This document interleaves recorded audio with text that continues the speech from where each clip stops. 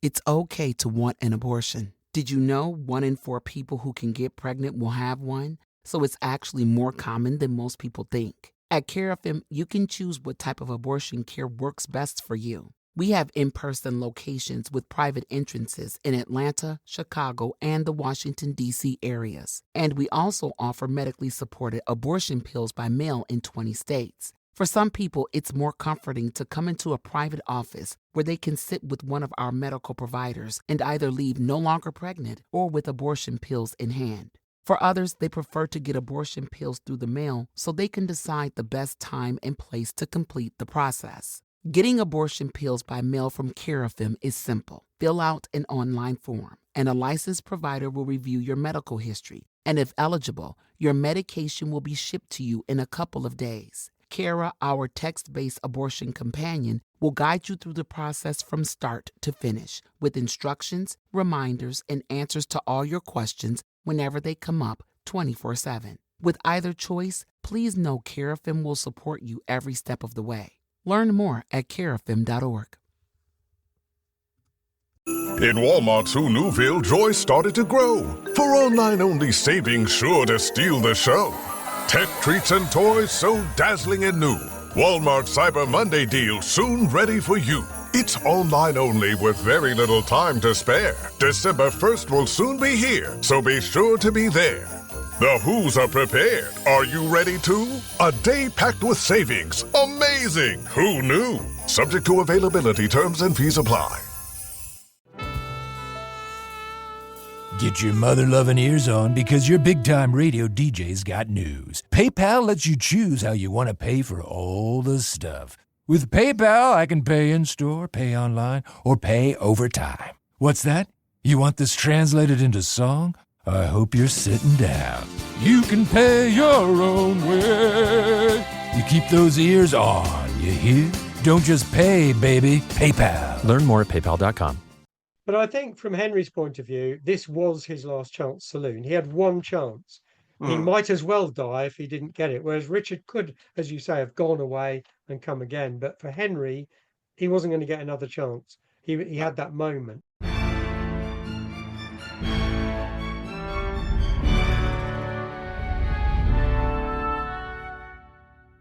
Hello. On the 22nd of August 1485, Henry Tudor met Richard III at Bosworth Field. In a strange battle, Henry's smaller force eventually overcame Richard's army. The Wars of the Roses were all but over, after 30 years of murder, warfare and political machinations. In this final episode of our 6-part special, Derek Birks, author of The Guide to the Wars of the Roses, and David Pilling, author of Kingbreaker, join to discuss the battle, the factions involved, Henry Tudor and Richard III. Coming up, we discuss Henry III and the Montfortians, Operation Sea Lion, Trent Park, and the North African campaign during World War II. So please do share with friends and family, but in the meantime it's me, with Derek and David, on the Battle of Bosworth Field.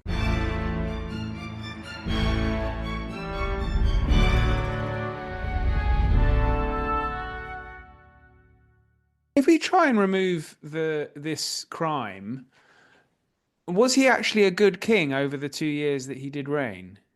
Because I think I'd read an article where he had carried out legal reforms that apparently were very important and significant. Personally, I think that isn't the case. They say that he set up trial by jury, that he banned forced loans by the crown. Well, he actually made forced loans himself later on. And it's always seemed to me you can't be a really good king for 18 months or 2 years. It just doesn't stack up. You can't have a legacy from that sort of period of time.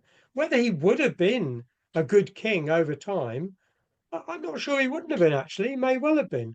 But to judge him on that period of time is like, if you judged Edward IV on any 2 years of his reign, or if you judge Henry V on any 2 years of his reign, and it wasn't 1415 or whatever, then, you're hard pressed to form a conclusion about whether someone was a good king or not.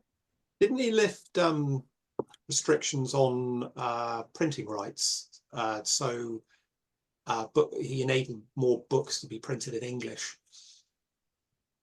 Yeah, Edward the Fourth had really kicked that ball off because Rivers was a patron of Caxton, Yeah. and he was very much in the forefront at Edward's court of promoting printing as a way of life, really, rather than illuminated writing. So again, Richard possessed many beautiful books, and I'm sure he did support that campaign, but I think it was a campaign that he didn't actually instigate. Well, I'm sure he didn't instigate it, but yeah, and this is my brief reading of a couple of paragraphs of Richard's reign.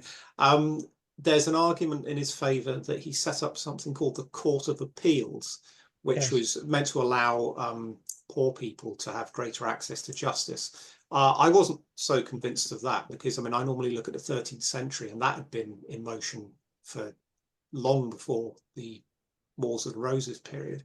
And then all different historians are not convinced that Richard actually founded this particular court. There's evidence of it back in Edward IV's time or Henry VI's time. Yeah. It does seem quite vague. We're trying to give Richard the credit for all these progressive laws in a space of, what is it, 2 years he was king? It does seem a bit, unless he rushed it all through, this great sort of stream of legislation in his one and only parliament, it seems going a bit too far in his favour. Richard wanted to be seen, again, rather like his father, he wanted to be seen as a just man. He wanted to be seen as eventually as a great king. He wanted people to think that, he was the moral high ground compared to the licentious court of Edward IV, his brother. So all of this, I think, was a means. I'm not saying it was done in any sort of unreal way, but it's all evidence of his attempt to win people over, which he was desperate to do. You mentioned his first part, his 1484 Parliament, which was after the first revolt against him, where there were over 100 people were attainted there, and that's a lot for this period, really. And so he had to try and get some traction in his favour. I think that's part of it. But again, it would be unfair to judge him by dismissing those things equally, because there's not enough time really to make any sort of judgment. And that's why supporters of Richard will say, well, he ruled the north with justice, and he did. But that's not the same as being king. Yes. Well, I think everything you've said, Derek, on Richard III has been entirely sensible. I try to be sensible. That doesn't mean everyone agrees with me. Right. Well, I think we should push on through till 1485 August, the Battle of Bosworth, Battle of Bosworth Field, which I would say after Hastings is probably the next most significant battle in, I'm tempted to say world history, I think that might be but a certainly stretch. English medieval history.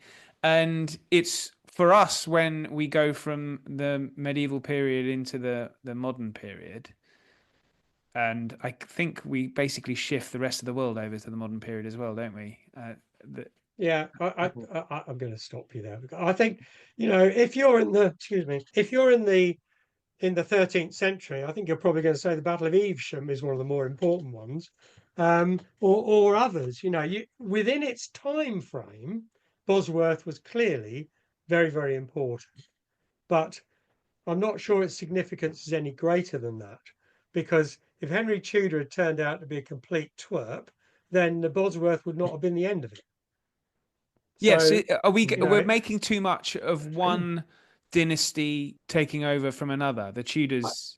I think, but the Plantagenets have been in charge for 300 years, more or less. So, and Bosworth, does mark the end of them effectively. So I think it's significant. But as a keen historian of the Montfortians, you would argue Evesham is significant as well, then? Oh yes, but of course the Plantagenets win at Evesham. Yeah. So yeah, they Well, lost at Bosworth, and of well, course, you know, they could have staged a comeback if Henry had lost at Stoke a couple of years later and so forth, but they didn't. And of Bosworth course, is Henry Tudor was a Plantagenet as well. yes, but he didn't call himself that, did No, no, he didn't call himself that, he? but um, Well, yeah. okay, so who was Henry Tudor, Derek?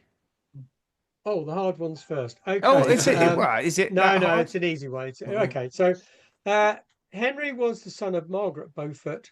Margaret Beaufort was descended from John of Gaunt, um, and there was an illegitimacy to that line of descent. Although they were later legitimised, there were still some question marks about whether somebody from that line could inherit the throne. Henry was Earl of Richmond in theory. His claim was so slight during Edward's reign that although he was in exile because he was a Lancastrian, if you like, um, nobody really thought that Henry Tudor would ever be a potential king. Edward had two healthy sons, and even Margaret Beaufort, his mother, she wasn't arguing for Henry to be king in the 1470s and 80s. She was arguing for him to come home. She was negotiating with Edward IV to get him home and to take up his earldom and so on. And there's every evidence that she was continuing that discussion with Richard III. So at this point in time, uh, there is no sense that Henry Tudor is a king in waiting. He's a sort of a Lancastrian also ran, exiled in Brittany. Because Richard, as you mentioned, there was one rebellion. He suffers a few rebellions in his reign, doesn't he? Is Buckingham's one, or is that the one that you? Well, that's yeah. The rebellion, which goes under the name of Buckingham, that's another joke. It is a rebellion that covers a lot of the south of England, various patches of rebellion, and often what happens when you have patches of rebellion is that unless they're coordinated, they're all miserable failures, and that's what happened basically. That was in the autumn of 1483, and Buckingham decided to desert Richard, which was a bold move, considering that Richard was the only person that had ever shown the slightest interest in him, and only person in power anyway. So yeah, he betrayed Richard, and yeah, he got into all sorts of trouble and was eventually executed. But yeah, that was the main rebellion against him. He didn't really suffer any other rebellions after that because everybody who was working against him was basically abroad, or most of them. A lot of people who had served Edward IV in the counties and at court had legged it to Brittany to join Henry Tudor. So you have the irony of this Lancastrian, most of whom supporters abroad are Yorkist, which has always amused me a bit. But it does, of course, lead to a very important promise that he makes to sweeten the pill for the Yorkists who end up supporting a Lancastrian, is that he promises to marry Edward IV's daughter, Elizabeth of York. And he doesn't just promise in a sort of, oh, by the way, I'll do this. He does it in a cathedral. He swears that he will do it. So it has some sort of binding power. Was it just his lineage, or was it the fact that he was a sort of strapping, successful, great Last man example of a? standing. He was the last man standing. Yeah, it wasn't just disaffected Yorkists. People like the Earl of Oxford, John de Vere, who managed to escape from prison and get to Henry. He was the only. There's no one else. Everyone else is dead. Yeah. And Henry himself, I'd imagine at this stage, was he about 27, 28? Apparently he was quite sort of physically good looking, very intelligent, obviously. Whether he convinced everyone as a sort of, this is the guy who's going to lead a successful invasion of England and kill Richard, I don't know. I think it's all very desperate on the part of the people who are supporting him. This is really like a last throw of the dice, and let's hope this guy doesn't turn out to be a complete booby. One of the things I always point out on this is that you've got a king, Richard III, brother of Edward IV, safe pair of hands, really, in terms of ruling a kingdom. But you decide as a local person in Sussex or whatever that you're not going to go with that. You're going to put your eggs in the basket of Henry Tudor, about whom you know absolutely nothing at all. He could be the village idiot as far as you're concerned. You Yeah, don't know. But despite that, you're going to go for him rather than Richard. And that speaks volumes for me. and do you think that was triggered by like what people thought he had done to the princes, and that they regarded him as a usurper? I don't think it was just that. I think that there was a significant reaction at court to what happened to Hastings.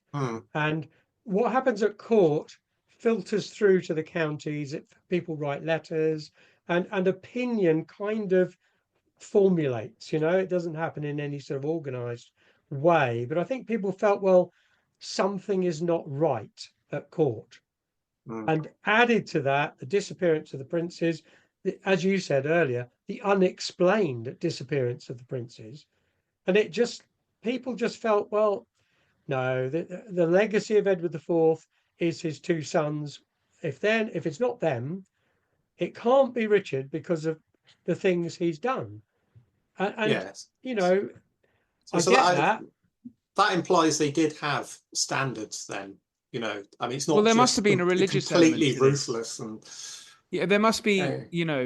Priests must be taking a position on this if it's sort of widespread amongst the kingdom. Is there a religious element to it? No, I'm not sure there was, because I think enough priests sort of supported Richard's regime because that was where they were at the time. I mean, for what you've also got to imagine that is for every one of these Yorkist supporters, mostly gentlemen and knights, for everyone that actually gave up everything, because these were the haves, not the have-nots. They weren't desperate men who had nothing. They had everything. That for every one of those that went abroad to support Henry, there must have been quite a few who said, no, I don't think I'm going to do that, but I'm still very suspicious about Richard.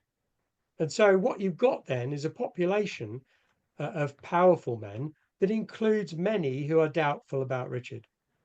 And that will come home to roost in 1485.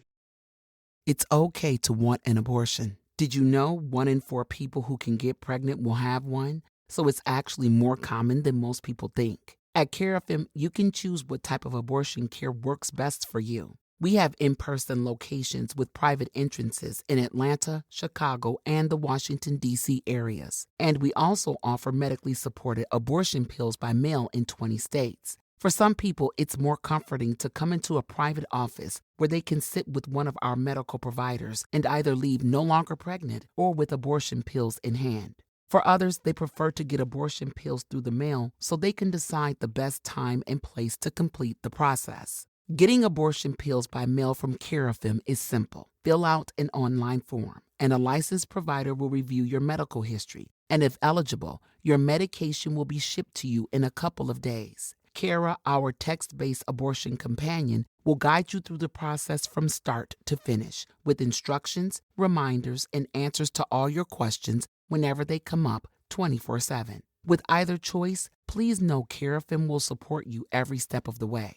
Learn more at carefm.org.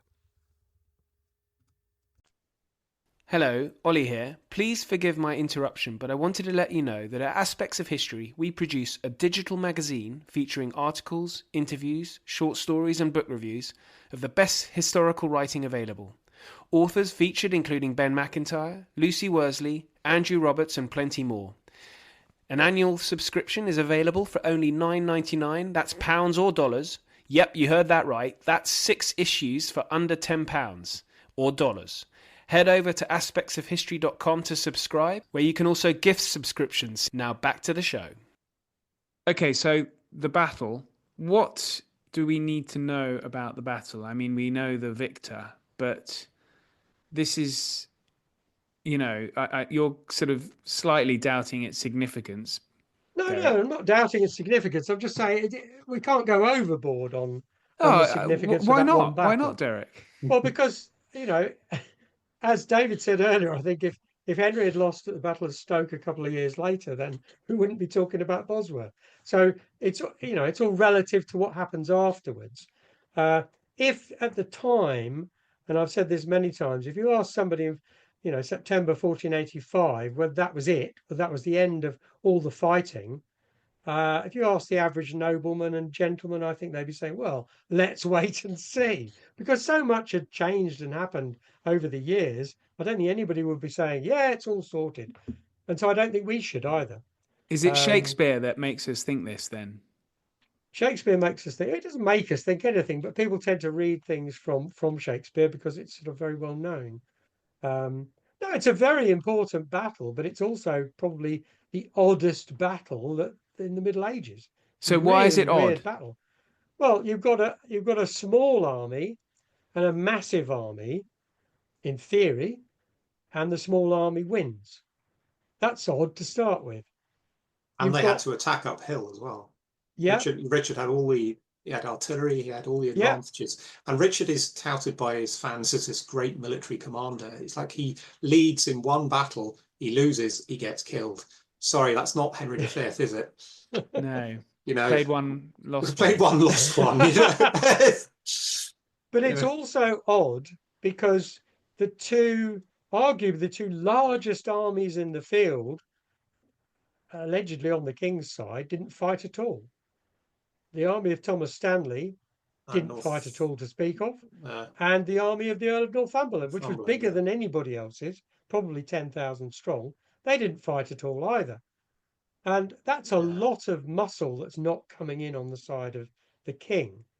So it's a very odd battle, very strange. Yeah, I think one of the key moments is that Richard orders Northumberland forward because the Yorkist vanguard under Norfolk is getting beaten by Oxford, and Northumberland doesn't move; he just stays there. And there's this sort of argument is that, well, he couldn't move because his men were positioned so awkwardly, in which case Richard had really stuffed up his deployment then, hadn't he? Or Northumberland just decided to not do anything and let things pan out. Well, Which Northumberland was slow to start with, wasn't he? Yeah. But There's then that classic thing where the citizens of York write to Richard and say, what are the plans for mustering then? And he said, what do you mean, what are the plans? Hasn't Northumberland already sent out the summons to array and all the rest of it? But no, he hadn't. He was in no hurry to go anywhere and fight a battle. And doesn't the city of York, there's this idea that the people in the north and York in particular loved Richard, and they send 400 men to fight at Bosworth, and they move so slowly they didn't get there until about 2 days afterwards. Like, I imagine them stopping at every pub along the way. They go, oh, we love Richard, gotta save Richard. Oh dear. The problem these days is we are, as a society, so divorced from this sort of military combat that we tend to think of it as if, oh yeah, it's just a battle. If you're one of the people who's going to take part in that battle and you don't feel up to it, then you're not going to go very fast to get there. No, especially because things have got so brutal in the past 30 years. Like the penalties for losing are, if you're a gentleman, you'll be attainted, you'll probably be killed unless you can run away. The commons are just slaughtered en masse.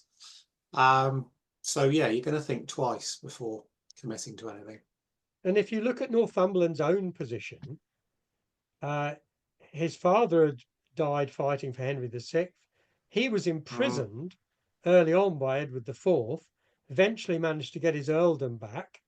Is he going to risk much for Richard, Duke of Gloucester, as was, who he regarded as somebody who'd really usurped his position of authority in the north anyway? So is he going to commit to Richard? Well, he might do.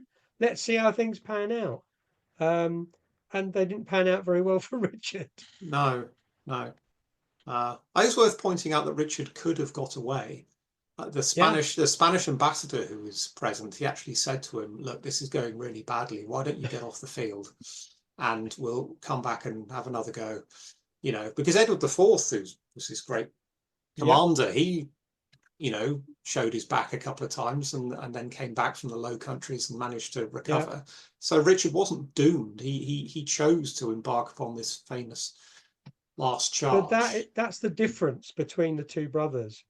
That, and I've said it untold number of times, but that's what Richard, Duke of York, would have done. He would have stayed and fought, and so did Gloucester.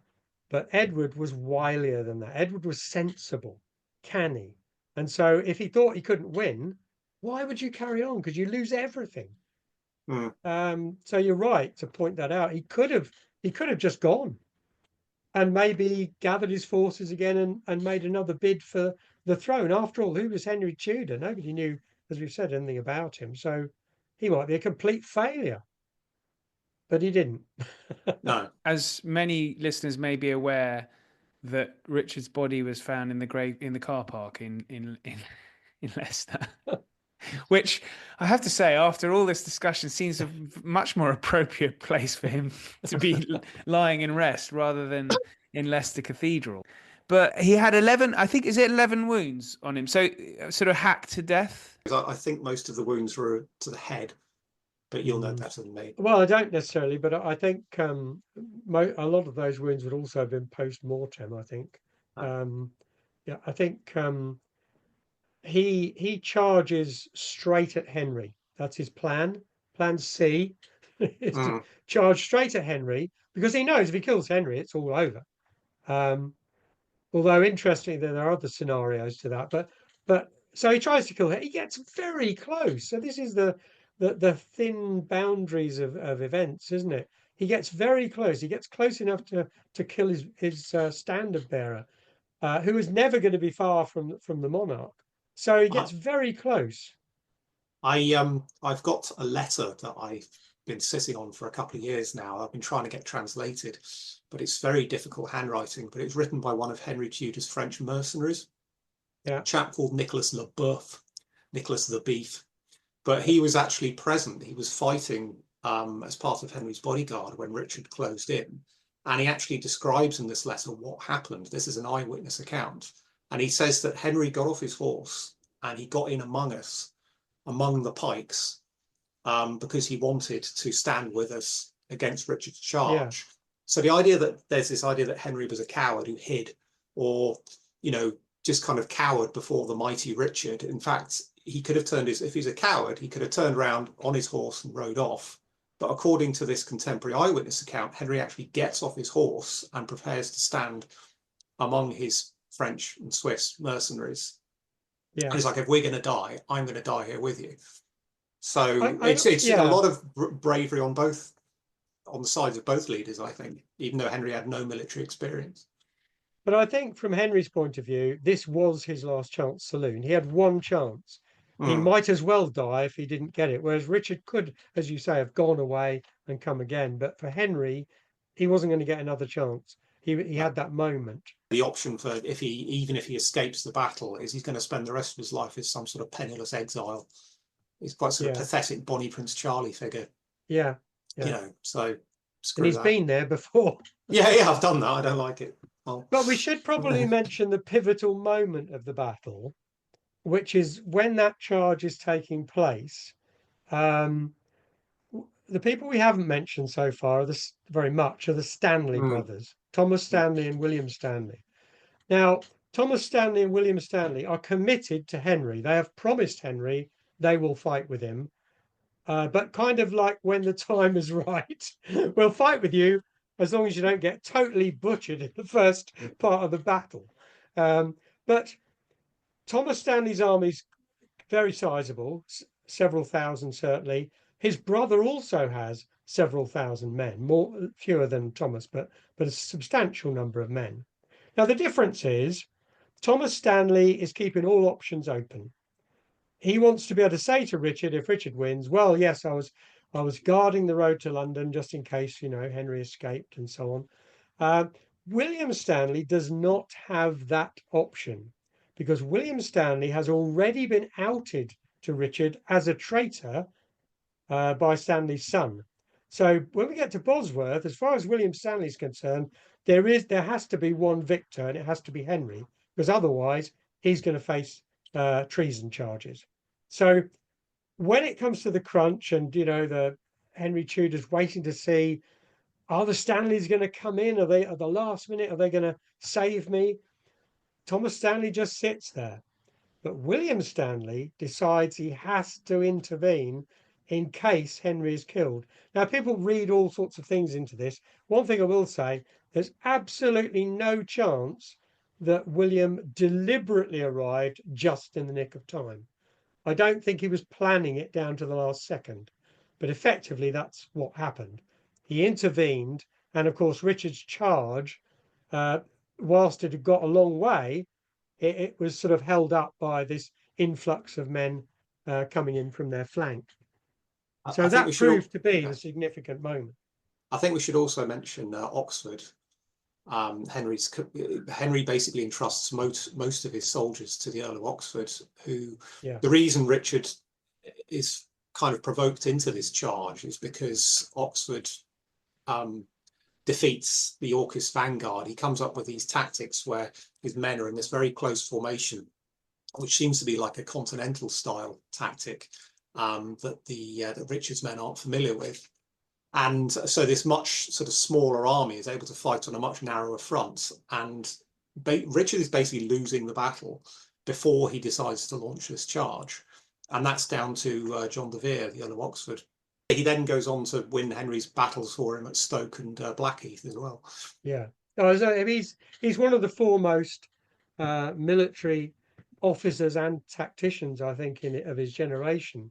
But what I find completely delicious is the fact that he's fighting the Duke of Norfolk, John Howard, who leads the vanguard, the man who has taken his lands and estates in Norfolk, and who there is such a personal animosity there. Well, I think they actually comes to single combat between them. Probably. They actually come together in the battle, and they're fighting. And Norfolk, I think, is about 20 years older than Oxford. Yeah. And his visor gets knocked off, and before Oxford can finish him off, an arrow goes into Norfolk's eye, and that kills him. It's always an arrow, isn't it? Always an arrow.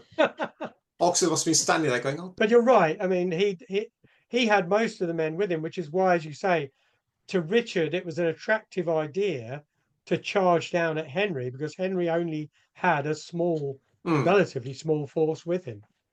Yeah. Yeah. So it could have worked. It's not an act of stupidity on Richard's part. It could have easily worked. He could have, he got very close to Henry. I suspect it would have done without the intervention of William Stanley. Yeah. I think it would have done. And if fascinating. So it's a hugely dramatic battle, really. Yeah. Then. Yeah. Very dramatic. Yeah. And if Richard had knocked off Henry and killed him personally, that would have solved most of his problems, I think. Mm-hmm. Yeah. Yes. I mean, it was a very exciting battle, unless you were the Earl of Northumberland, because he was basically having tea. I think we might have solved it. We've reached the end. Henry Tudor becomes Henry VII, and a new dynasty is born, and school children are force-fed the Tudors for the rest of them. I know. Although, as Derek said, you said earlier that Henry VII was essentially a Plantagenet. Well, his son, Henry VIII, is even more so. I mean, he's Edward IV's grandson, nephew. Right, yes. He's Edward IV's grandson. Grandson, yes. The son of Elizabeth of York, yeah. So. And he's a spitting image of Edward IV. Yeah, he is. Yeah. They're both big, blonde. Yeah. Shows the power of rebrands, doesn't it? Yeah, exactly. Very much so with Henry VII. Yeah, it's all about branding. Well, look, this has been really quite wonderful and hugely eye-opening and epic. So, listeners, links are in the show notes for Derek's Guide to the Wars of the Roses, and also David's Kingbreaker. And I'd be what I wanted to do, and I'm sorry, I suppose I'm asking you whilst we're recording to put you on the spot, but David, very keen to speak to you about the period of Edward I, Henry III, Edward I, and the de Montforts, Simon de Montfort. And Derek, Anne O'Brien's written very good books on the women of the Wars of the Roses. Yeah. So thinking it'd be great to have a chat about, Elizabeth Woodville, Anne Neville, and the others. Absolutely. Yeah. I think the women of the Middle Ages, well, there are people telling their story a bit more now, but they've been ignored for a long time. And my feeling is you ignore women at your peril. So yeah, that'd be great. Yeah, I tend to find that every forceful, powerful male figure in this era that has a very similar wife, you tend to get power couples. yeah, well, Edward I and Eleanor of Castile. Eleanor was she's more frightening than her husband, I think. But, that's not easy. No, it's not. But Henry II, Eleanor of Aquitaine, etc. Yeah. Yes, absolutely. All right. Well, look, this has been great. Thank you. As I say, links in the show notes. But until next time, thank you, David. Thank you, Derek.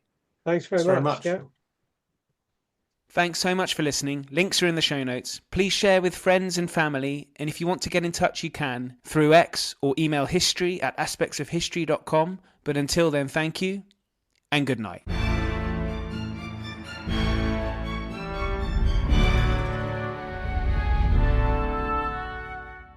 The holidays mean more travel, more shopping, more time online, and more personal info in more places that could expose you more to identity theft. But LifeLock monitors millions of data points per second.